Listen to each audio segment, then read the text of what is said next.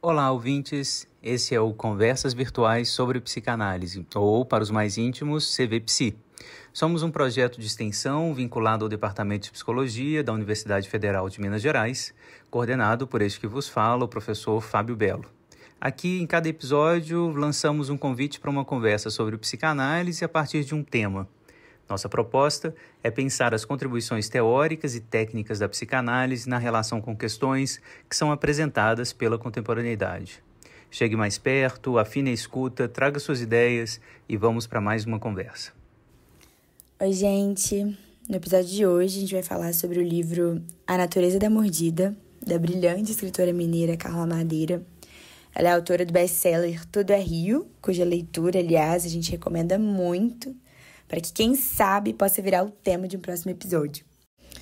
A nossa intenção aqui é se debruçar sobre a presença da psicanálise na literatura e comentar e interpretar as obras, à luz de alguns autores, de textos e de conceitos. Então, o episódio vai ser dividido em 3 partes, começando pela apresentação do livro, depois a gente vai trazer alguns trechos com comentários que enlaçam a psicanálise e uma possível conclusão.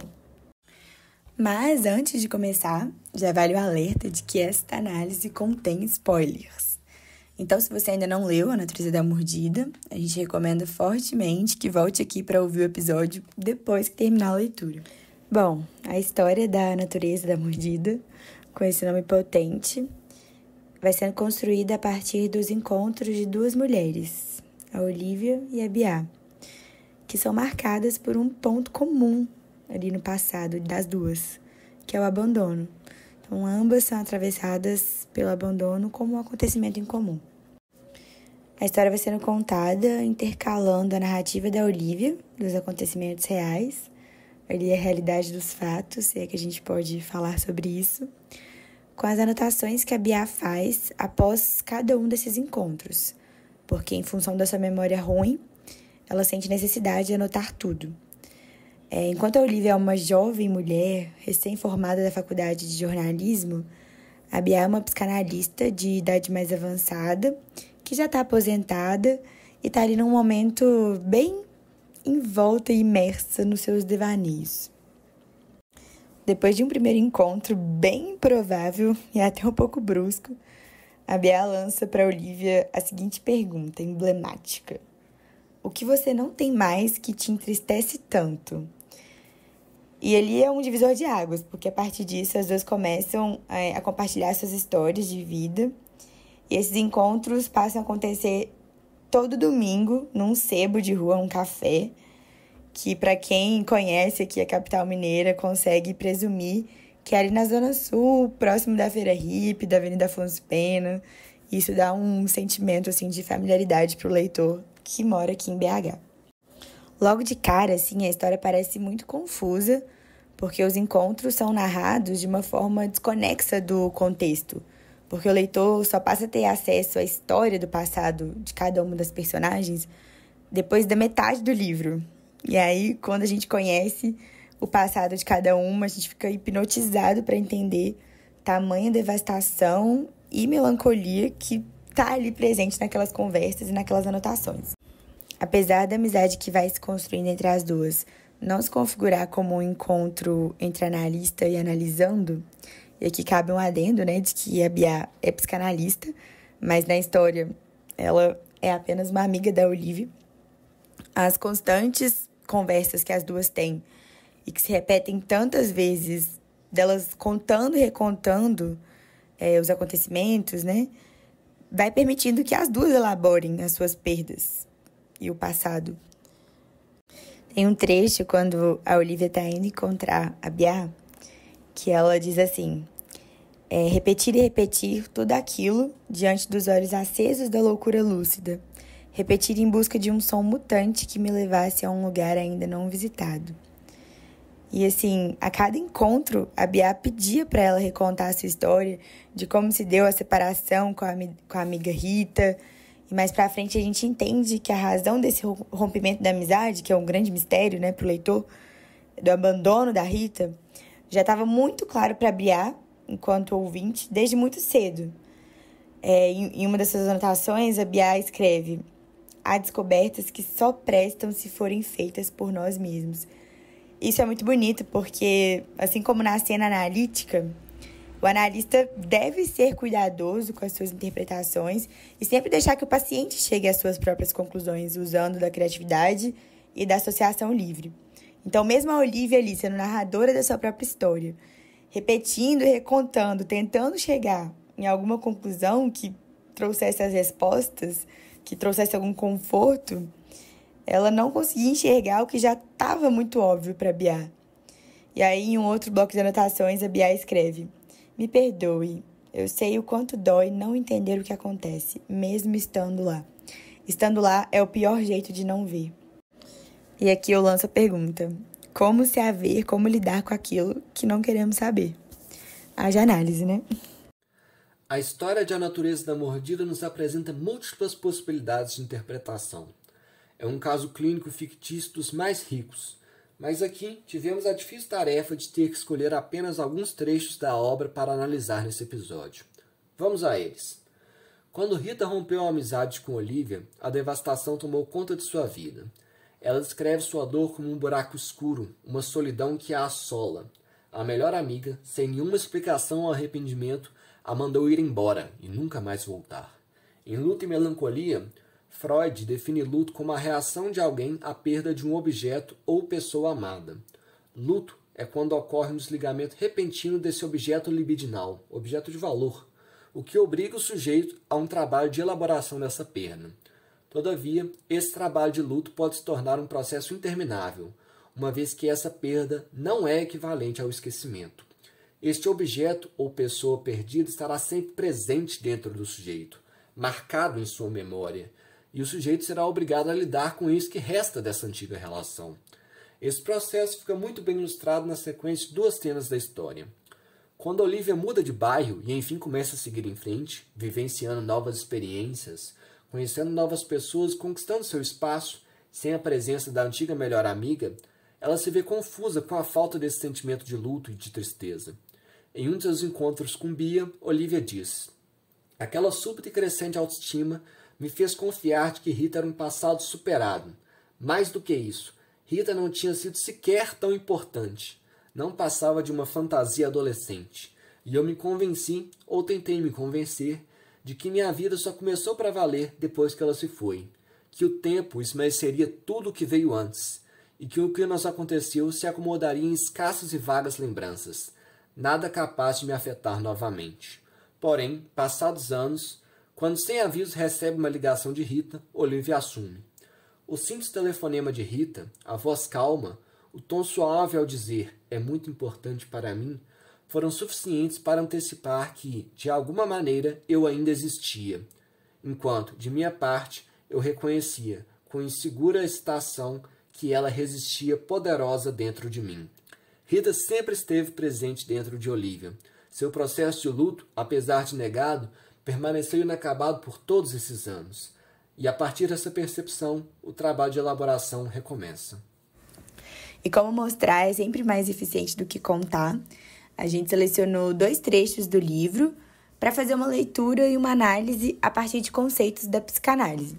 Aqui a gente vai trazer os trechos resumidos, mas você, ouvinte, consegue ter acesso a eles pelo link que vai estar disponível aqui na íntegra, no link do Docs, que vai ter a descrição aqui do episódio. Então vamos lá, trecho 1. Naquela época, eu estava na idade em que as mães são o que mais importa. Naquele dia, na escola, passei a manhã na expectativa da hora da saída. E quando o portão se abriu, corri para lá, anunciando com 1000 decibéis que minha mãe viria. Meus colegas começaram, um por um, a ir embora. Cada um que saía aumentava a minha pressa, mas ela não chegava.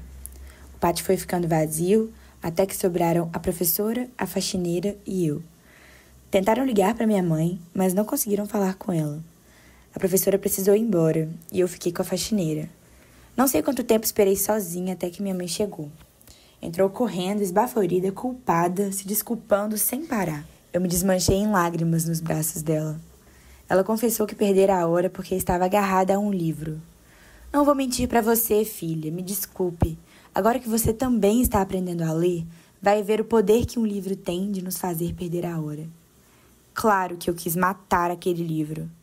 Quando chegamos em casa, ela se desdobrou em carinhos, determinada a se redimir.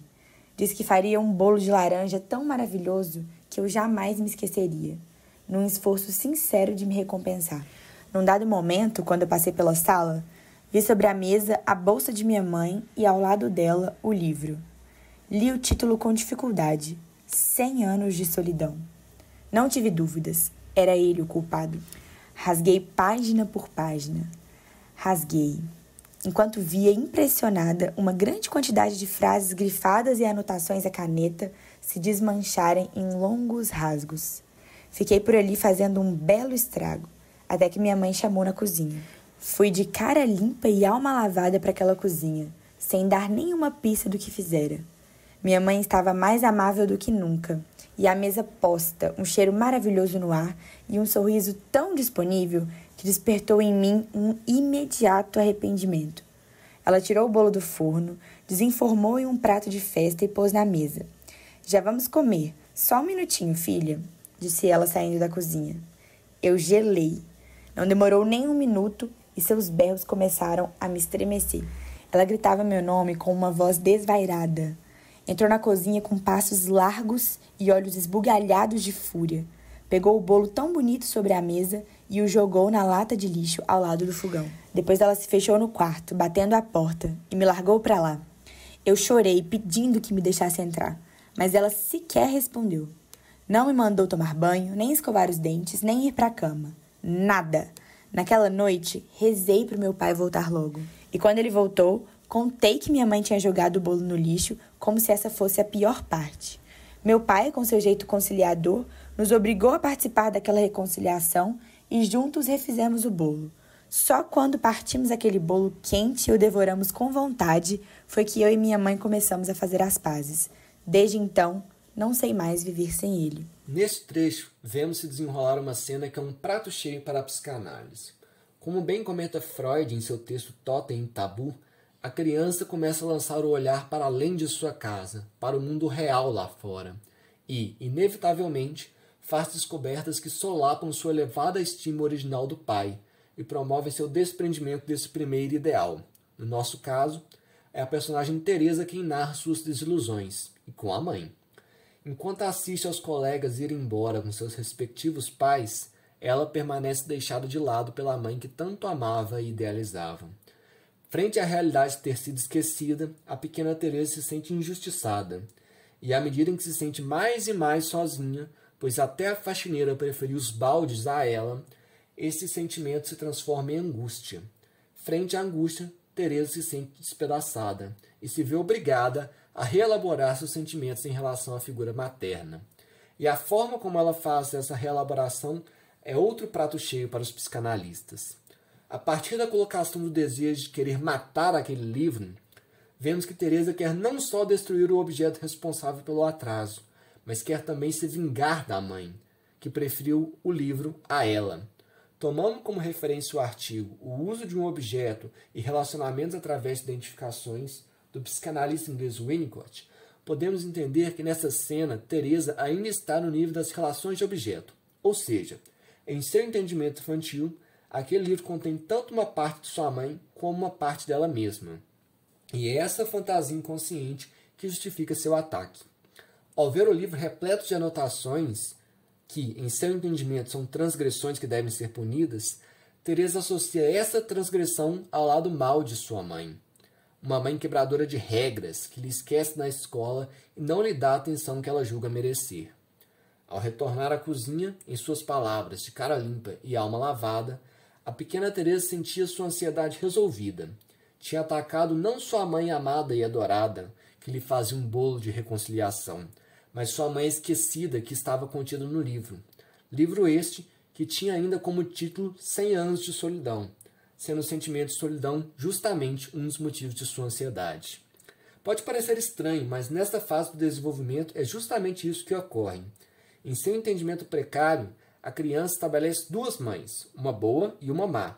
E mesmo tendo as duas a mesma aparência e a mesma voz, elas são entendidas como distintas uma da outra.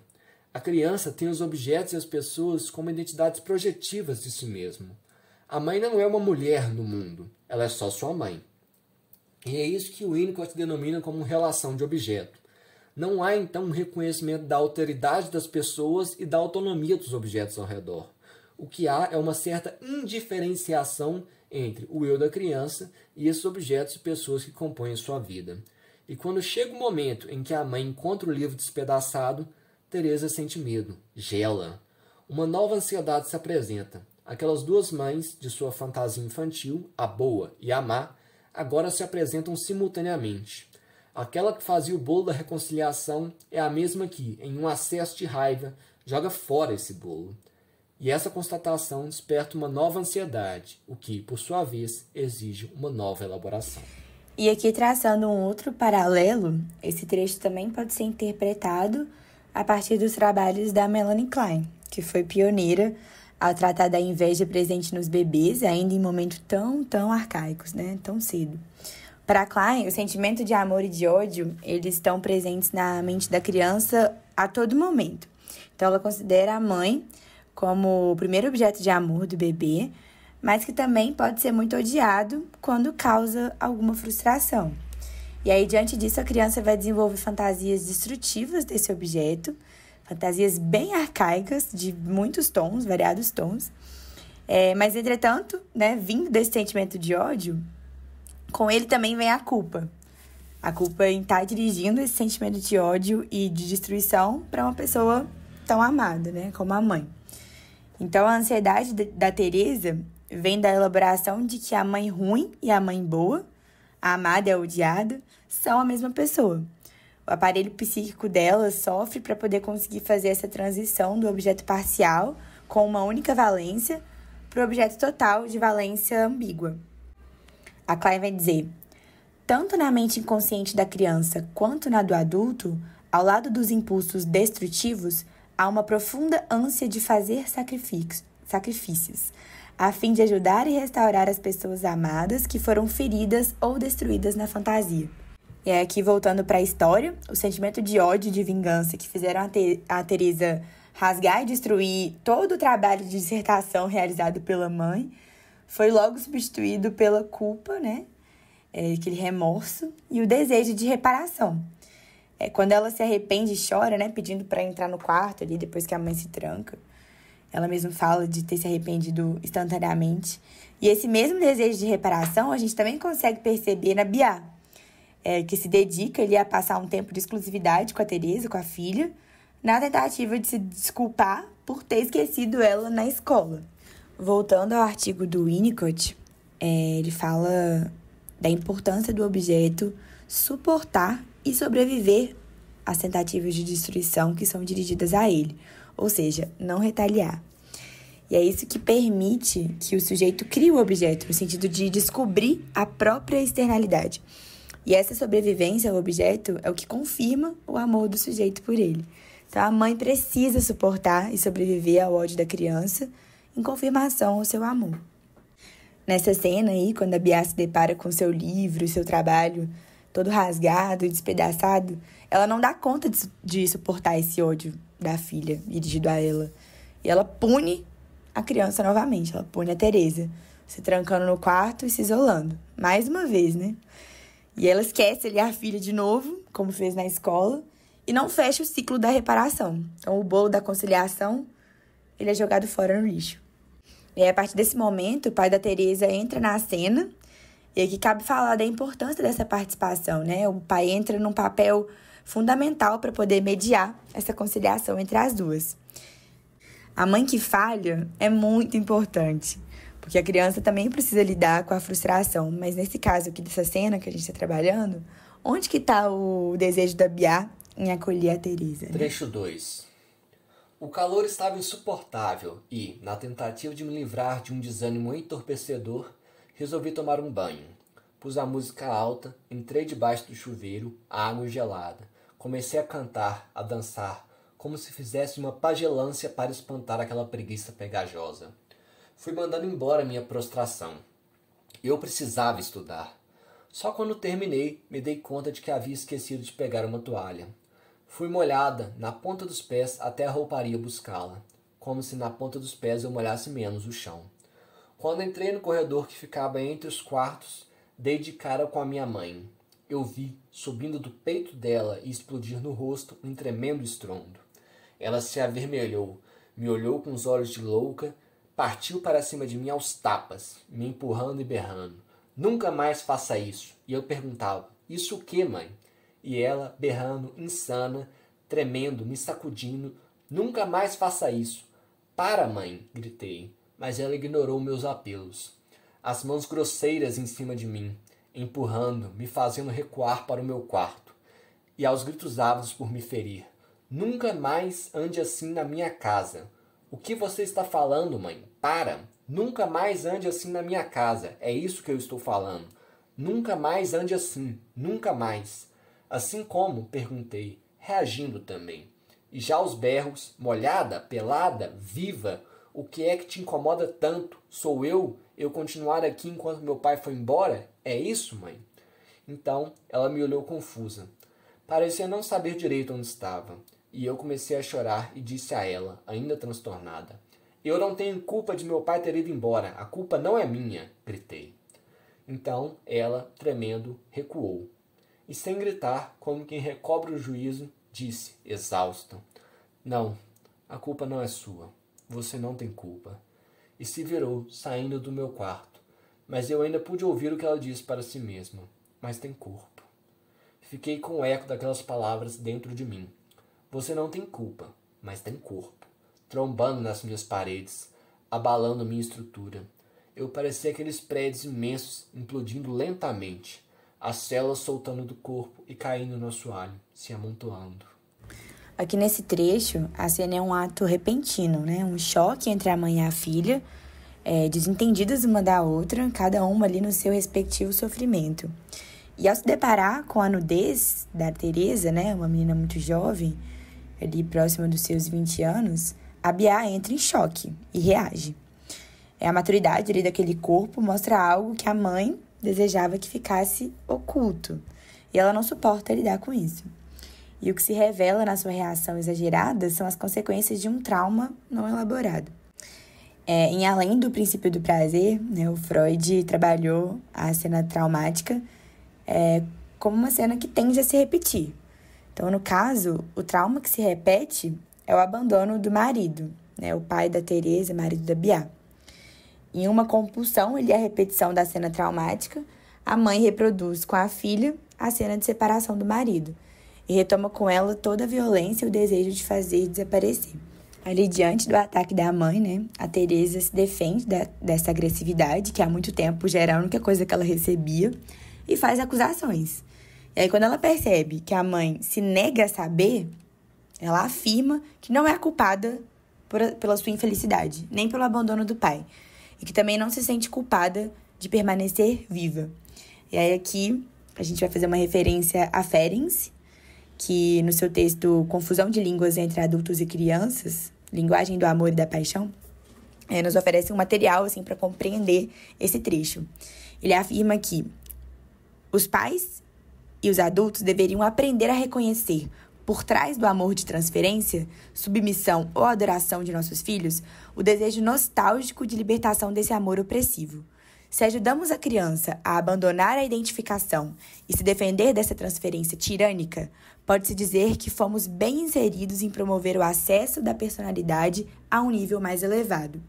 Aqui na cena, apesar da Teresa sofrer, ela consegue, assim, de maneira mais ou menos eficiente, se defender da mãe e separar ali o seu sofrimento do sofrimento dela.